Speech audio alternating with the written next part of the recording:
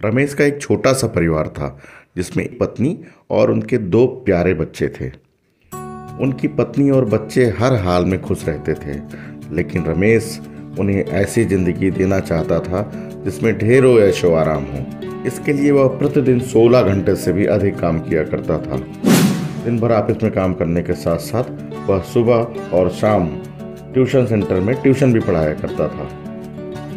वह सुबह सुबह घर से निकल जाता और आधी रात के बाद ही घर लौटता था। बच्चों के लिए उसका चेहरा देखना मुहाल था, क्योंकि सुबह सवेरे उसके घर से निकलते समय बच्चे सो रहे होते और देर रात घर में कदम रखने के पहले ही वे बच्चे सो चुके होते थे। हाँ, रविवार को जरूर वह घर पर होता था, लेकिन उस दिन भी वह किसी न किसी काम में व्यस्त रहता था। परिवार उसके साथ क्वालिटी टाइम बिताने का बस इंतजार ही करता रह जाता था। पत्नी अक्सर उससे कहा करती थी कि उसे घर में वक्त बिताना चाहिए, बच्चे उसे बहुत मिस करते हैं। उस वक्त वह यही जवाब देता था कि यह सब मैं उन्हीं के लिए तो कर रहा हूँ। बढ़ते घरेलू खर्च और स्कूल के खर्च के लिए ज़्यादा काम करना जरूरी है। मैं उन्हें एक अच्छी ज़िंदगी देना चाहता हूँ। रमेश की यह दिनचर्या बरसों जारी रही। वह यूं ही परिवार को अनदेखा कर कड़ी मेहनत करता रहा और इसका प्रतिफल भी उसे मिला। उसे पदोन्नति प्राप्त हुई, आकर्षक वेतन मिलने लगा। परिवार अब बड़े घर में रहने लगा। खाने पीने और अन्य सुविधाओं की उन्हें कोई कमी न रह गई। लेकिन रमेश का काम करना यूं ही जारी रहा। वह अधिक से अधिक पैसा कमाना चाहता था।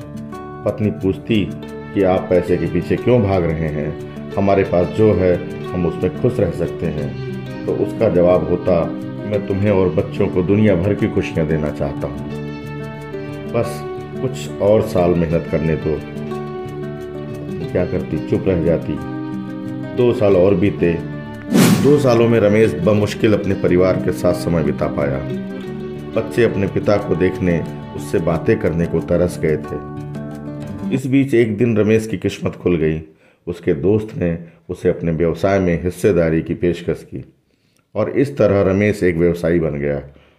व्यवसाय अच्छा निकला और रमेश को पैसे की कोई कमी नहीं रह गई थी। उसका परिवार अब शहर के सबसे अमीर परिवारों में से एक था। उनके पास सभी सुख सुविधाएं और विलासिता थीं, लेकिन अपने बच्चों से मिलने का समय रमेश के पास अब भी नहीं था। अब तो वह बमुश्किल ही घर पर रह पाता था।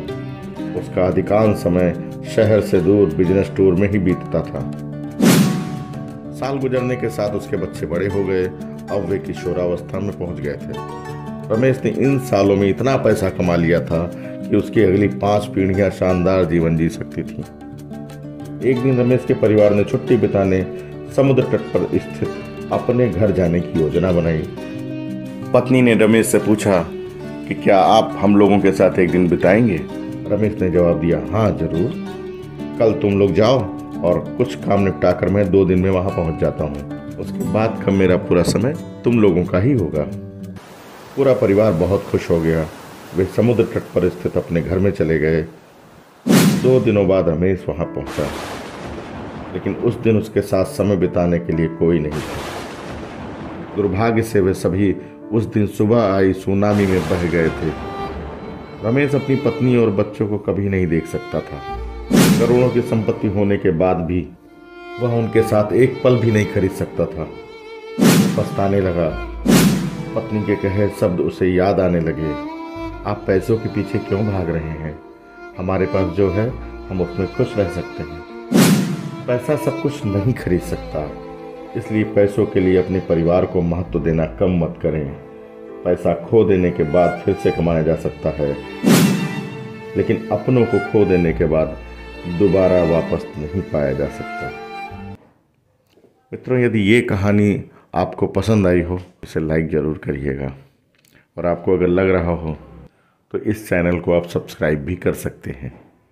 मिलते हैं अगले वीडियो में, तब तक के लिए नमस्कार।